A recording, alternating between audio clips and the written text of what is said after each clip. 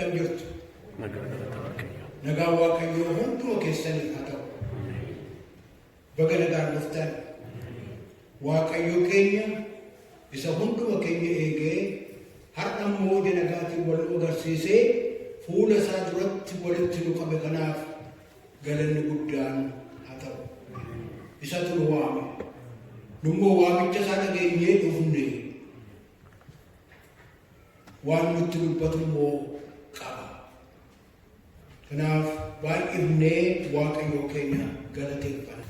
Ibroota boqonnaa 10 lakkoofsa 19 hamma 25 kan jiruun dubbisa maqaa gooftaa Yesuusiin. Egaa yaa obboloota koo, Yesuus dhiiga isaa nuuf dhangalaasuu isaatiin gara iddoo isa hundumaarra caalaa qulqulluutti galuudhaaf ija jabina qabna, ija jabina nuuf kenneera jedha hiikaan kan biraan. Ija jabina nuuf kenneera achitti galuudhaaf. Inni foon isaatiin karaa haaraa, karaa yeroo hundumaa jiraatu golgaa sana keessa nuuf bane, nuuf qopheesse. Golgaa sana keessa iddoo achi keessaa immoo kan tajaajilu eewunni lubicha guddicha isa manni waaqayyoo itti kenname qabna. Achi keessatti immoo kan nu tajaajilu, kan nu eegu.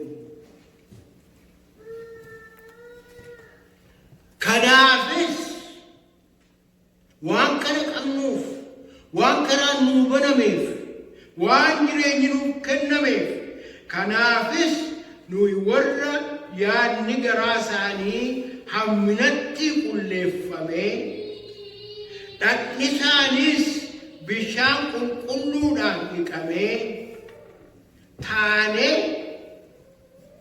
kottaa garaa dhugaadhaan amantii guutuudhaanis Waaqayyotti hin dhiyaanna.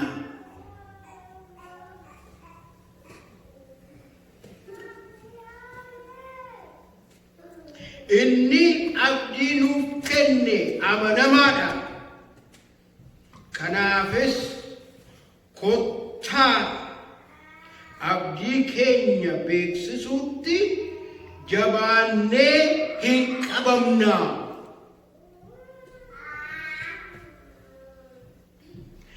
Jaalala argisiisuudhaaf, waan gaarii hojjechuudhaafis, jaalala argisiisuudhaaf, waan gaarii hojjechuudhaafis kottaa tuttuqnee yaada walii hin kaafna. Akka jara tokkotti amala ta'e nuyi walitti qabamuu keenya hin dhiifnu. Maaliif guyyaan gooftaa dhiyaachaa akka adeemu hin argitu. Kanaaf ittuma caalchifnee wal jajjabeessinaa. Ijoon barumsa keenya har'aa ittuma caalchifnee wal jajjabeessinaa.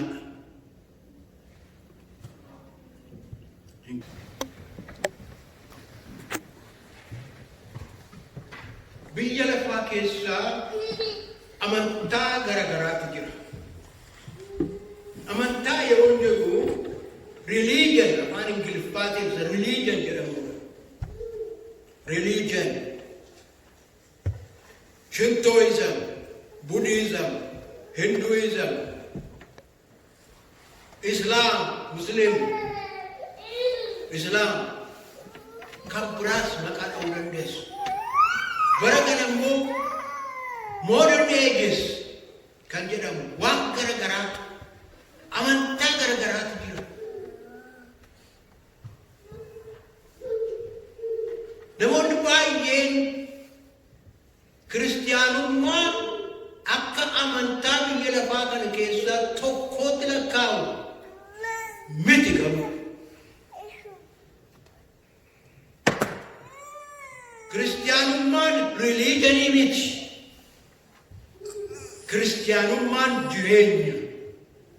Kiristiyaanummaan jireenya jaalala irratti ijaaramedha.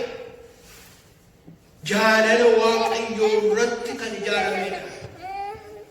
Amantiin kan biraan amantaa kan biraa yoo fudhattani waan namni Waaqayyoo bira ga'uudhaaf tarii Waaqayyoo san ofii isaatii uummate kakuu moofaa keessaa iddoo baay'ee argitu warra waaqa tolfamaa jedhanii waaqeffatan irratti deddu kara daaboofaa jedhaman baay'ee jiru.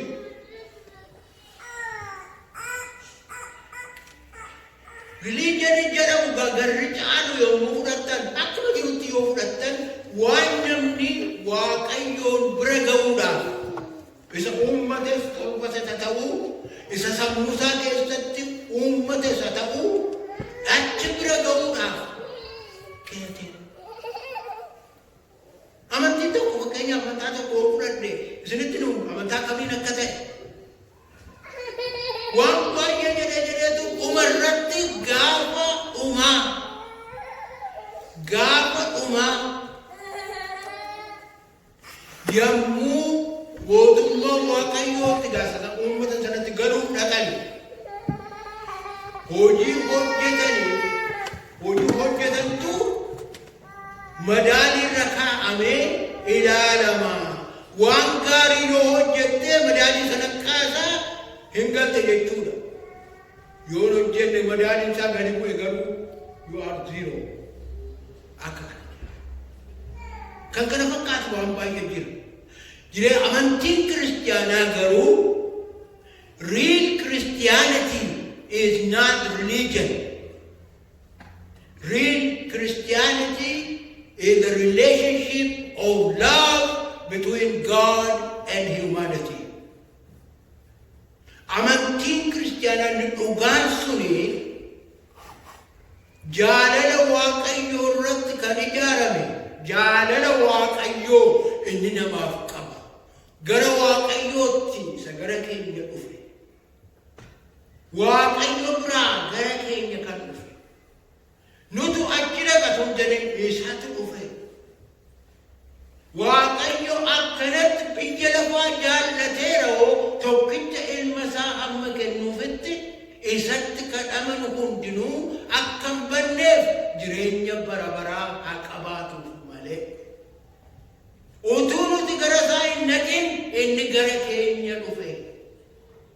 Utuu nuti isa fo'atin inni nu fo'ate. Uumama biyya lafaatiin dura nu fo'ate jedha Phaawulos.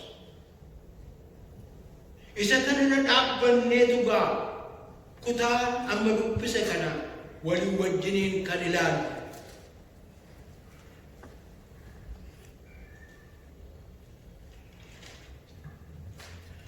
Kutaan kuni bakka lamatti hirama. Inni duraa boqonnaa 10 lakkoofsa 19 hamma 21tti kan jirudha. Inni kuni maal nutti dubbata yoo jettanii maal jedha yoo jettanii waan karaa Waaqayyoo nuuf ta'e. Waaqayyotu gara keenya dhufee jedheera miti. Akkaataatti Waaqayyo karaa kana nuu bane kan nutti himudha. Isa kana mee tokko tokkoon ilaallu. Lakkoofsa 19 hamma 21tti. Achumarra isa jiru sana ilaalla malee ittiin dabalu. Sagalee nuti sun maal jedha? Waaqayyo akkaataa akkamittiin gara keenya dhufuusaa nu agarsiisa. egaa yaa obboloota koo jedheetu jalqaba. Kiristiyaanotaaf kan barreeffamedha xalayaan kun, ergaan kun. Maal jedhee jalqaba? Yesuus dhiiga isaa nuuf dhangalaasuu isaatiin gara iddoo isa hundumaarra caalaa qulqulluutti galuudhaaf ija jabina nuuf kenne. Ija jabina qabna. Eewwani kan Yesuus karaa kadhageera, karaa nuuf biichee, karaa nuuf qulqulleessera.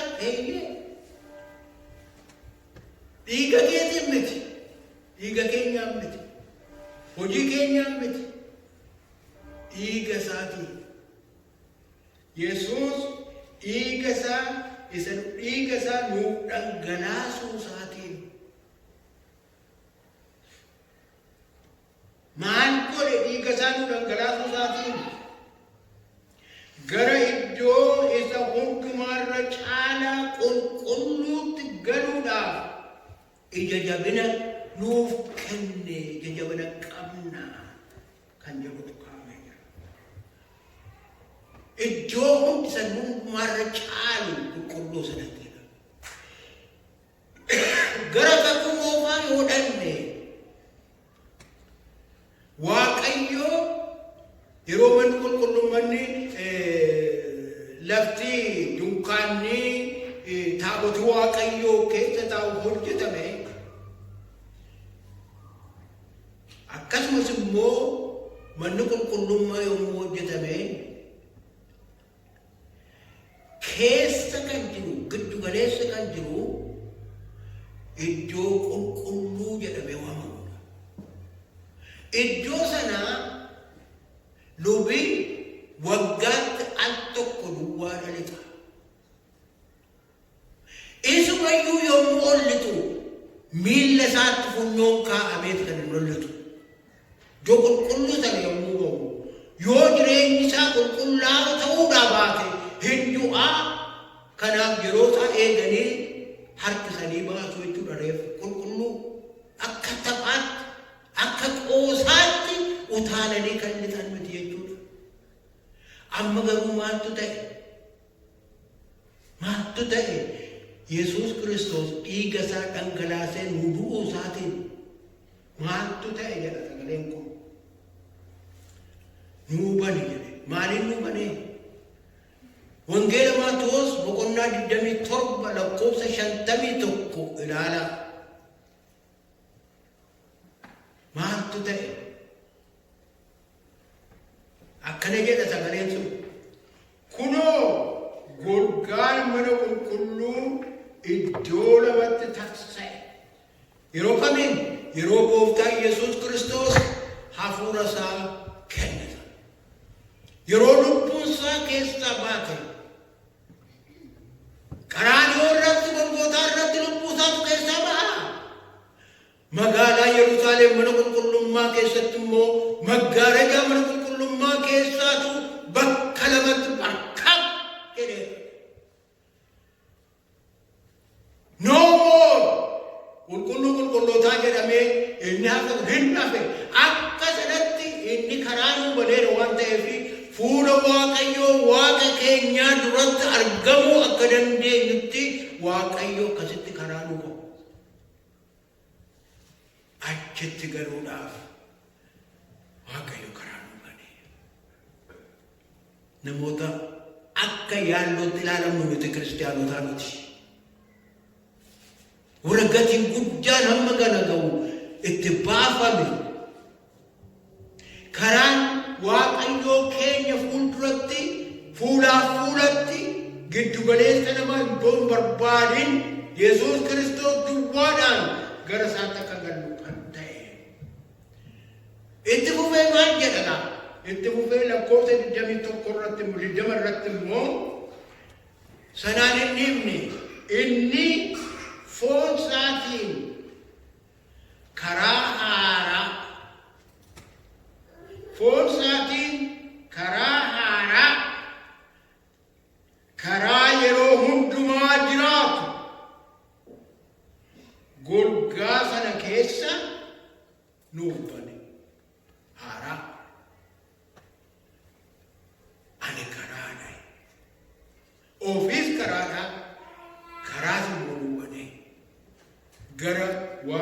waaqayyoo keenya fuulduratti dhiyaachuu akka dandeenyutti. Ibroota boqonnaa 6 lakkoofsa 20 irratti akka kan jedhu dubbifna.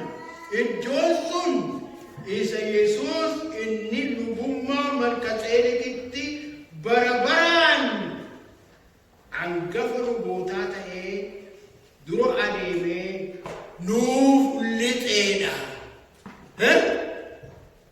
Nuuf fuuldura adeemee nuuf lixee nummoo isa buddee buunee isa duukaa buunee faana dhoofnee gara iddoo bara baraa nuuf qophaa'e sanatti gallaa. Kana nuun jedhe attam nama dinqa, attam nama gammachiisa. Isatu nuuf lixe na duukaa bu'aa yommuu nuun jedhu gara sanatti nu galchuufi karaa irra adeemnee karaa isa bara baraan jiraatu sanarra akka buunuufi. Sadaffaa lakkoofsa 21 kan ture. Egaa ergamaa akkuma isinitti hime yeroo mana qulqullummaa sana ol lixu iddoo qulqulluu qulqullootaa jedhamu giddu galeessaa sana luba duwwaatu lixa. Asirratti immoo maal nuun jedha? Lubicha guddicha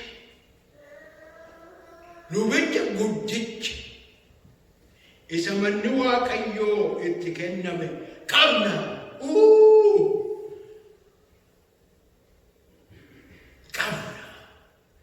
Lubicha guddicha isa manni waaqayyoo itti kenname qabna.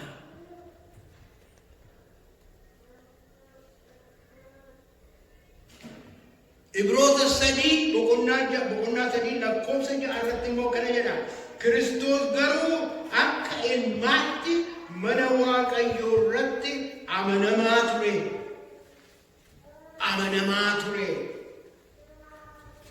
Nuyis amanannaa keenyaaf abdii isa ittiin of jennu jabeessinee yoo qabanne nuyi maal mana isaati.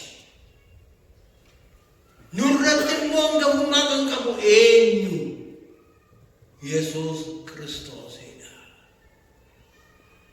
Egaa amma asitti kan jiru karaa waaqayyoo waan nuuf ta'e waaqaa godhee balbala nuu banee kottaa ijoollee koo kanatti galaa anaan wajjin bara baraan jiraachuudhaaf kunooti gaa jedhee karaa nu qopheesse. Amma eenyuree taraan isaa immoo kan eeguutu amma boqonnaa 10 lakkoofsa 22-25 kan jiru. Egaa isa nu ilaallatudha. Warra karaan akkasitti banameef kana jechuudha. Eenyu ana isin akka warra jaalala waaqayyootiin bitametti, akka warra dhiiga Yesuus Kiristoosiin qulqulleeffametti, akka duuka buutota Kiristoositti waaqayyo immoo jaalalaan maal nurraa barbaada? Waaqayyo jaalala. Amantiin kiristaanaa amantii jaalalaati.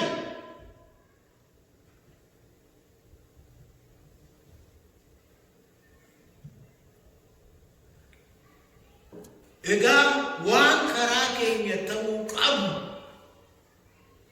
akkamatti ooppenii godheenis maaltu immoo irraa barbaadama?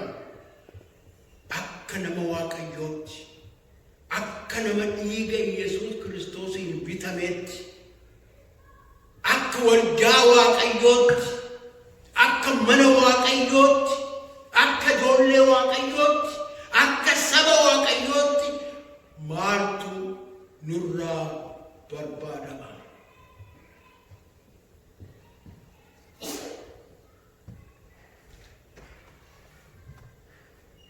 Kutaa kana keessatti gaa tokko kutaatiin ilaallaa sagalee kanaafis jedhu si'a sadii agarra.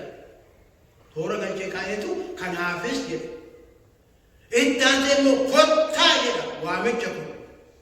Kanaafis kana kottaa invitation kottaa kan keessa deddeebi'ameetu jira. Kana yaada keessan irra kaa'aa na duukaa bu'aa.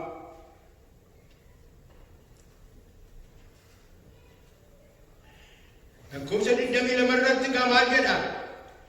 Kanaafis isa olii agartaniitu deemnee ilaallee irra keessa deebi'e. Kanaafis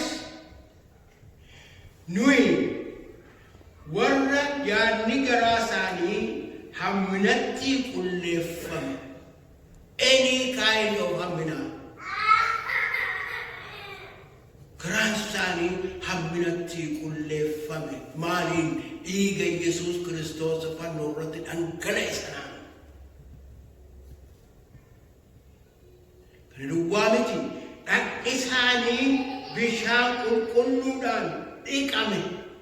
Cuuphaa.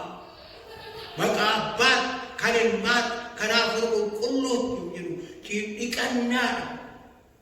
Dhiqame taanee jedhetu invitation kottaa. Kanaafis amma immoo kottaa maal goone? Kottaa garaa dhugaadhaan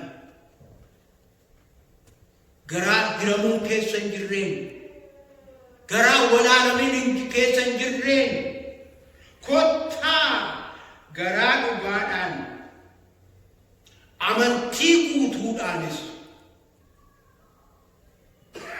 Waaqayyotti hin dhiyaanna.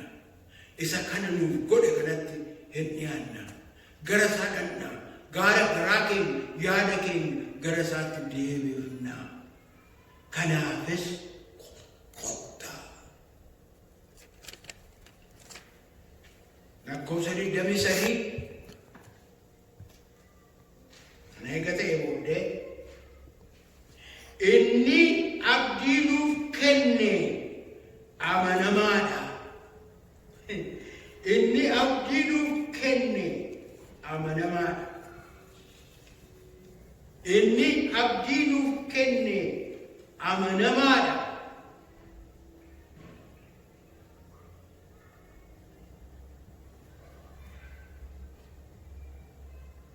Inni abdii nuuf kenne amanamaadha.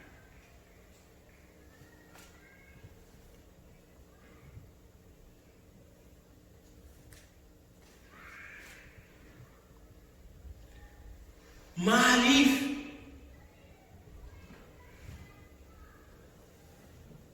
gara walitti deebinee gara Ibroota boqonnaa 4 lakkoofsa 16 yoo ilaalle sagalee akka jedhu garra. Yeroo barbaachisetti akka nu gargaaraniif araara isaa fudhachuudhaaf ayyaana isaas argachuudhaaf kottaa ija jabinaan gara teessoo Waaqayyoo isa ayyaanaan guutuutti hin dhiyaanna. Amazing. Kana argachuudhaaf kottaa gara teessoo ayyaana isaatti hin dhiyaanna.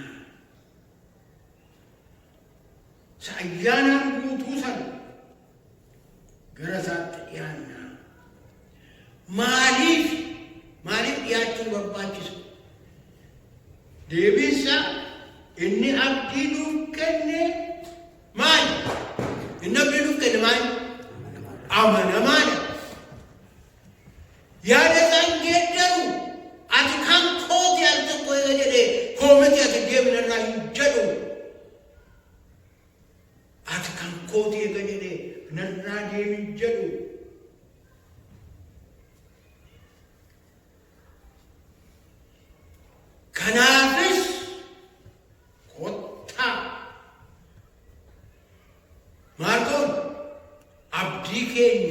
beeksisuutti hin jabaanna.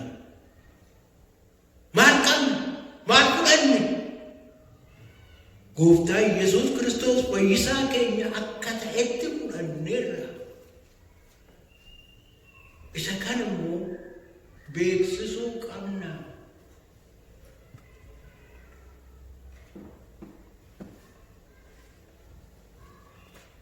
Amantii keenya beeksifna yeroo yeroodhaan waldaa kana keessatti tarii namoonni kana serious hin ilaalan ta'uu danda'a. Amantii beeksisuun barbaachisaadha. Inni kun egaa isa waldaa keessa dhaabbannee nana mana Waaqayyo Abbaatti Ilma isaa Yesuus Kiristoositti Hafuura Qulqulluutti jedhu duwwaa miti. Amantii keenya kan beeksifnu jireenya keenya guyyaa guyyaatiin. Afaan duwwaadhaan miti. Yesuus Kiristoos fayyisaa lubbuu keetiiti jennee dhugaa ba'uudhaan namaaf. Fayyisaa lubbuu kootiiti, fayyisaa lubbuu keetiiti. Fayyisaa hunduma keenyaati jenna jechuudha.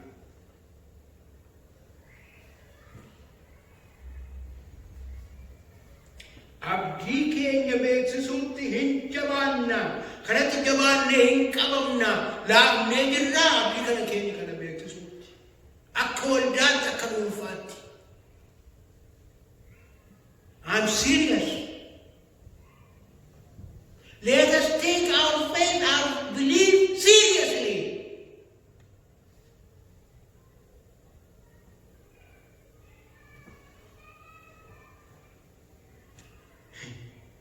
Kanaafis kottaa abdii keenya beeksisuutti jabaannee hin qabamna. Eega jedhee booddee immoo deebi'eetu kottaa immoo jedha. Maal gochuudhaaf dhumna? Invitation again. Kottaa. Naa dhaggeeffadhaa kana ga'a. Ofitti dubbataa jira. Hunduma keenyatti dubbataa jira sagalee Waaqayyooti. Jaalala argisiisuudhaaf. Jaalala argisiisuudhaaf. Waan gaarii hojjechuudhaafis tuttuqnee waliin kaafna.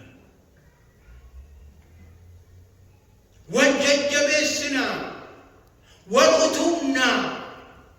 Wal jammaqsinaa. Rafnee jirra yoo taane. Tuttuqnee yaada walii hin kaafna. Maa muudhufna. Maa dadhabna. Kottaan dammaqna. Kottaa waamicha keenyaaf amanamoota taana. Kana nuun jedha garbichi Waaqayyoo kana keessatti. Kan dadhabe yoo jiraate walaa jajjabeessinu tuttuqnee wala kaafnu. Isa kana barbaada Waaqayyoo. Itti fufeetu lakkoofsa 25 irratti akkana jedhu. Nuyi walitti qabamuu keenya hin dhiibnu. Determination hin dhiibnu. Tajaajila keenya hin dhiibnu. Iddoo Waaqayyo nu kaa'e teenyeetu Waaqayyoof hojjenna. Hin dhiibnu. That's determination. Hin dhiiswan. Waaqayyootu na waame. Waaqayyootu kennaa naaf kenne. Waaqayyootu hojii kana hojjedhu naan jedhe. Hin dhiiswan. Walii gallee hin dhiibnu. Waaqayyooti nu waame kana. Gara booddee keenyaa hin ilaallu. Gara fuulduraa malee.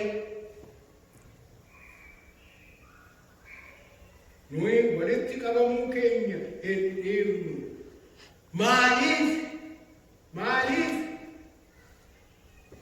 guyyaan Gooftaa asa deemaa jira. Guyyaan Gooftaa dhiyaachaa jira. guyyaan gooftaa dhiyaachaa waan adeemuuf walitti qabamuu keenya hin dhiifnu. Tatamsaanee facaanee iddoo tajaajila keenya irraa kaanee utuu nuti facaanee jirru Kiristoos yoo deebi'ee dhufe inni kana hundumaa nuuf raawwate, inni lubbuu isaa nuuf kenne, inni dhiiga isaa nuuf dhangalaase maal jedha laata? Maaltu itti dhaga'ama laata? Hin dhiifnu. Hin dhiifnu. Hin dhiifnu. Jennu hin dhiifnu jennu isin hin jechisiisu. Ofii keessanii jedhaa. Hin dhiisu ani. Hin dhiisu ani. An gara boodaan deebi'u. Hojii Waaqayyootti na waamirraa.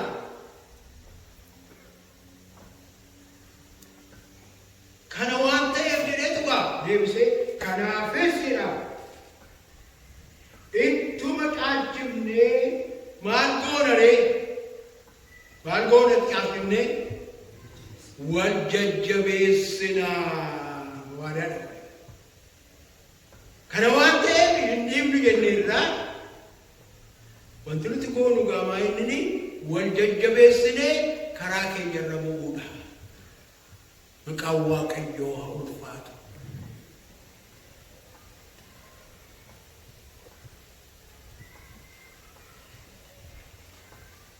Egaa nuti warri akka kanatti waamamne, warri Gooftaa Yesuus Kiristoos kan isaa nu godhate, iddoo qulqulluu qulqullootaatti kan nu galche, karaa kan nuuf cire kun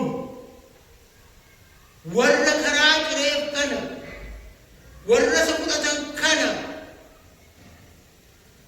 waldaa koo jedhee waama. Yoo baay'ee dubbadheera ittan dabala ammas yommuu Phexros ati Kiristoos ati Masiihicha ilma Waaqayyoo jiraataati jedhee maal jedheen? Ati dhagaadha. Dhagaa kanarratti waldaa koo nan dhaaba. Humni diiyaabiloosis hin danda'u jedhe miti. Waldaa dhiiga isaatiin kan inni bitate an isin adda adda keenyaan walitti dhufneetu waldaa kiristaanaa jedhamne.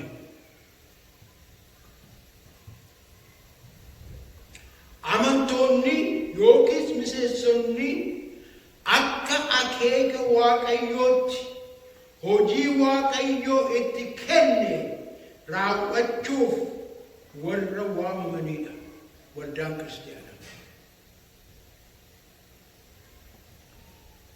Qorontoos isa duraa boqonnaa 12 dubbisuun barbaada. Qorontoos isa duraa boqonnaa 12 lakkoofsa 18 hamma 20 kan jiruun dubbisa. Akkana jedha sagaleen kun: Waaqayyo garuu bu'aa dhagnaa hundumaa adduma addaan akka ofii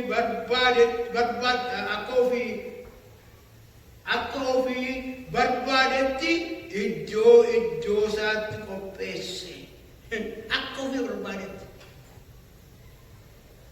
Bu'aan dhagnaa hundumtuu bu'aa dhagnaa tokkicha isa waan tokkicha duwwaa hojjetu yoo ta'e attamitti dhagna guutuu ta'uu danda'a ree? Attamitti dhagna guutuu ta'a ree? Maal jedhuutti jira gaa? Warra akkasitti waamaman kuni bu'aa dhagna waldaati jechuudha. Kennaa adda addaa qabu dhagna kana tajaajiluudhaaf adda adda isaaniitiin akka kanatti iddoo qabu jechuudha. Waldaan kiristaanaa qaama jireenya qabudha. Waldaan kiristaanaa organizeeshinii miti.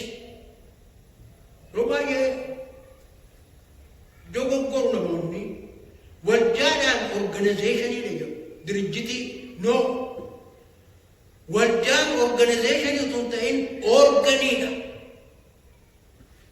Qaama jireenya qabu, qaama lubbuu qabu, qaama totocha'u, qaama guddatu jechuudha. Lubbuu qabu. Warra kun warra jarreen argammaasiniin jedhe sana keessaa kan dhufan warra akka keenyaa kana gaa jechuudha. Ofitti yoo dabalanne fudhanne jenne. Qorontoos isa duraa boqonnaa 12 lakkoofsa 27 akkana jedha. Kana immoo kan nu mul'isu. Ammas hundumti keessan dhagna Kiristoos. Hundumti keessan dhagna Kiristoos. Achuma addaanis bu'aa dhagna isaatiiti. Adda adda kenna. Akka inni fidee walitti hidhu argitu. Waaqayyo yeroo nuuf kennee boqonnaa 12 kana tokko lakkoofsa tokko qabnee hamma dhumaatti guyyaa addaa teenyee walii wajjiniin yoo ilaalle baay'ee gaarii ta'a. Piikchari isaa gaarii godhee nuuf fuuldura nuuf kaa'a. Eenyummaa keenya waldaa keessatti adda adda keenyaan tokko ija, tokko miila, dubbadheera kanaan dura, tokko miila, tokko ija, tokko gurra, tokko funyaani, tokko afaani. Count them. Somba, tiruu, kalee, garaacha, hunduma lakkaa jarreen kun akka Waaqayyo achi isaan kaa'etti baayoloojikalii hojii isaanii utuu hin hir'isin hojjetu. Yoo dhukkubsatan du'a. Yoo tokko keessaa dhukkubsate immoo dadhabuutummaan dhukkubsata. Akkasiin waldaan kiristaanaa akkasitti ilaalamuu qabdi. Yoo tokko gidduudhaa qaama kana keessaa tokko rakkina tokkoon dhukkubsate yookiis miidhame mootummaa waldaatu miidhama. Kan akkasitti ilaaluun barbaachisaa ta'a. Miseensonni waldaa kiristaanaa karaa hundumaa kan walitti hidhamanidha. Karaa hundumaan.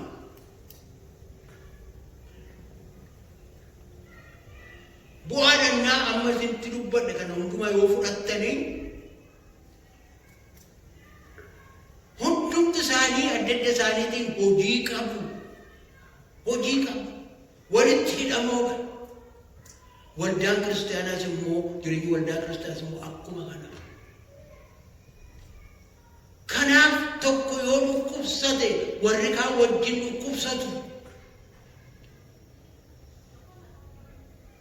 Karaa inni dhukkubsate tun karaa ittiin fayyu walii wajjin barbaadu. Hin kunuunsu. Kan nu waamuu miti. Waldaan kiristaanaa iseen jireenya qabdu kun, iseen lubbuu qabdu kun, organii iseen taate kun immoo sababa ittiin biyya lafaa keessa jirtuuf qabdi. Qabdi.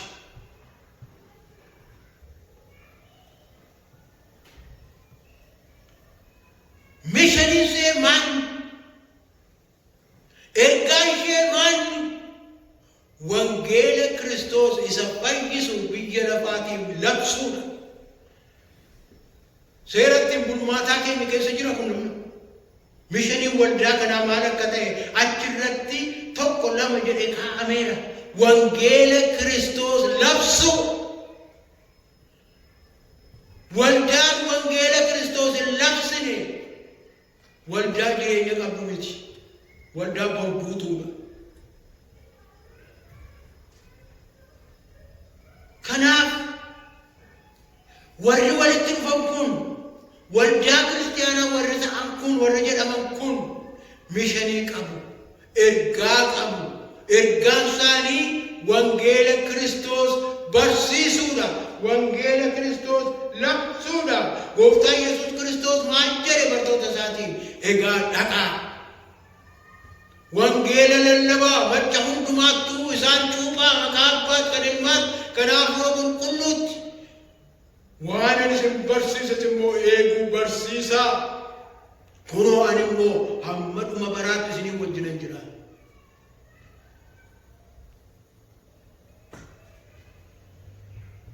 Kana duwwaa miti. Qorontoos duraa boqonnaa 3 Qorontoos duraa boqonnaa 3 lakkoofsa 9 irraa akkana jedha. Namni hafuura waan hundumaa boqonnaa 3 lakkoofsa 9 naadhiisa. Nuyi hojii Waaqayyoo keessatti hidhata waliiti. Hidhata waliiti. Isin maasii Waaqayyooti. Mana Waaqayyoo ijaaruudhaaf. Nuyi hojii Waaqayyoo keessatti hidhata waliiti. Hiikaa kan biraan irratti yoo ilaaltanii nuti hojii Waaqayyoo keessatti hidhata Gooftaa Yesuus Kiristoos. Isatti eega hidhata taane immoo walii keenyaaf hidhata. Walii wajjin harka wal qabanneetu hojii wangeela bal'isuu hojjennaa jechuudha. Kan biraan kan baay'ee natti tolu tokkommoo isinii kan dubbisa. Qorontoos lammaffaa boqonnaa 5 lakkoofsa 18 hamma 20 kan jiru akkana jedha.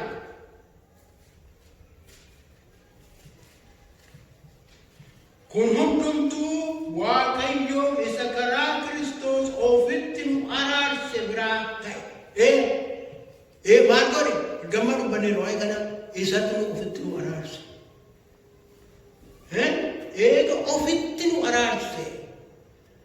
Araara keessatti tarkaanfii duraa kan fudhatu Waaqayyo. Jireenya kiristaanummaa keessatti tarkaanfii duraa kan fudhatu Waaqayyo. Ammas kana agarra. Kun hundumtuu Waaqayyo isa karaa Kiristoos ofitti nu araarse biraa ta'e.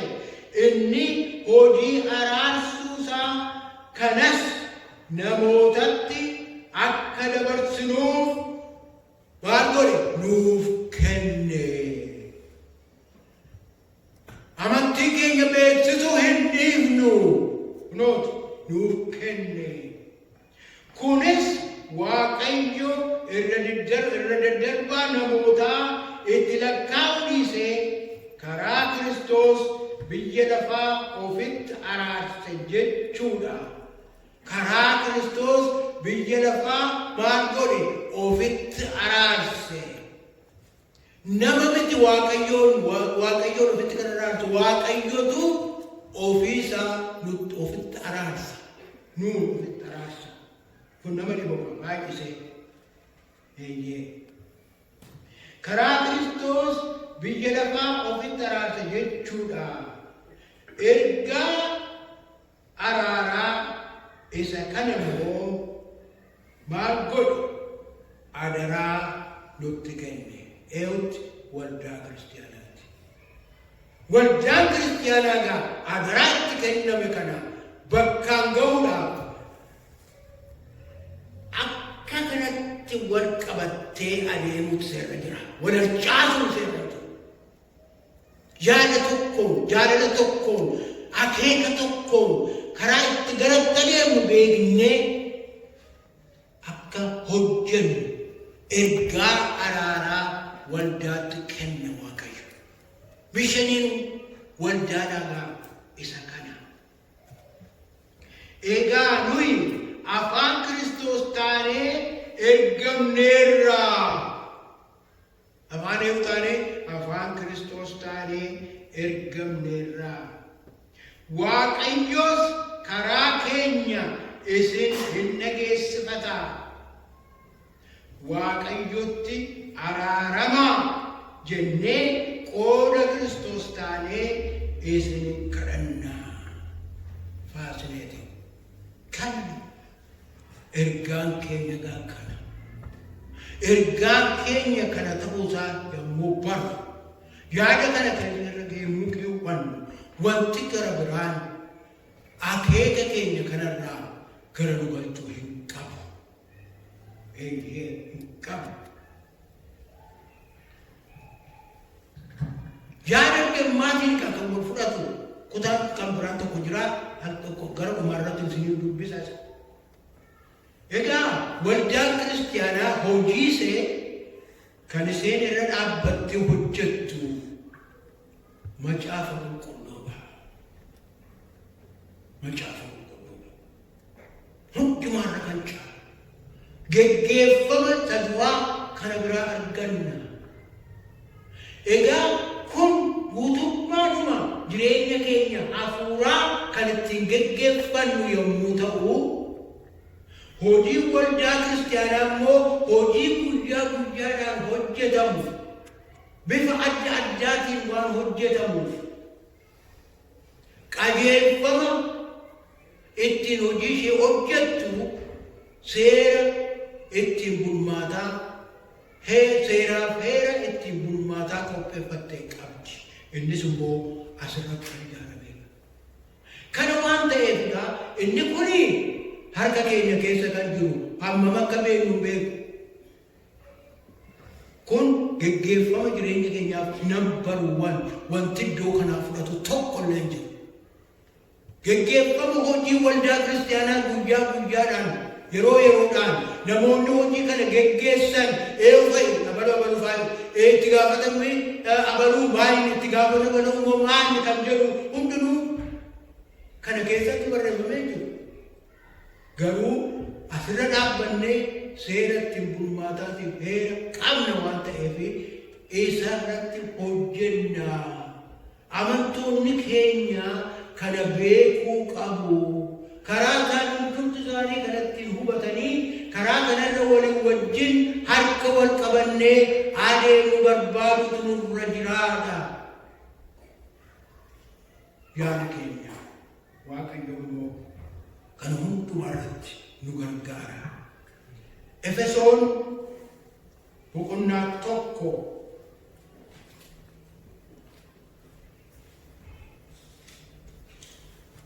ergaa Phaawulos gara Efesoon inti kan inni barreesse boqonnaa 1 lakkoofsa 3-8 kan jiru dubbisaa inni kun isa dhumaati. Yaada ergamaa dubbanne of keessaa qaba. Tarkaanfii Waaqayyo anaaf isiniin ufitti araarsuudhaaf anaaf isiniif jireenya laachuudhaaf inni tarkaanfii isa duraa fudhate kaa'eera. Kana kan dubbisamu. Waaqayyo abbaa gooftaa keenyaa Yesuus Kiristoos isa karaa Kiristoos eebba hafuuraa hundumaan waan waaqarraatiinis nu eebbiseef galanni haa ta'u. Ameen. Galanni haa ta'u. Inni uumamuu biyya lafaa durayyuu warra qulqullaa'an warra isa duratti mudaa hin qabne akka taanuuf jaalalaan karaa Kiristoos nuuf ho'ateera. Jaalalaan gara keenya dhufeera. Alangaa fudhatee dullaa fudhatee hinnatti deebisamuu deebitee hin dhufne. Jaalalaan kottaa ijoollee koo jireenya barbaaddu jaalalaan namatti tolu.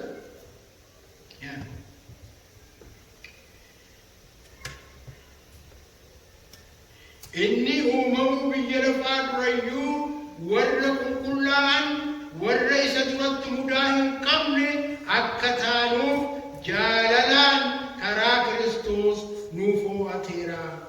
Waaqayyo karaa Yesuus Kiristoos ilmaan isaa taanee akka guddifamnuuf maaloo waan nutti fakkaatu. Ilmaan Waaqayyoo taanee akka guddifamnuuf maaloo finamman ga'u baay'ee garaa koo dhugutaa.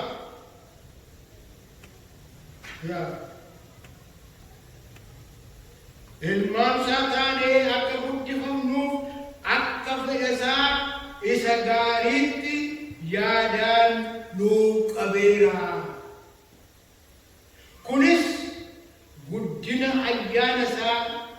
isanni ilma isaa isa jaallatamaadhaan nutti tolee nutti tolee nuuf kenne hin galateeffachiisa. Akka badhaadhummaa ayyaana isaattis Kiristoos dhiiga isaa nuuf dhangalaasuu isaatiin furamuu dhiifamuu cubbuus qabna. We are free. Wanti waa'ee cubbuutiif nu qotatu hin jiru. We are free. Ayyaanni inni ogummaa isaa hubannaa isaa hundumaa nurratti dhangalaase baay'eedha. Maqaan isaa eebbifamu. Warra akkasiiti. Warra akkasiiti nuti firoo tokko. Warra gatii guddaan itti baafamu. Warra ulfinaaf waamamu. Warra akka ilmaaniitti guddifamne. Ilmaan Waaqayyoo. Ilmaan Waaqayyoo. That's what we are.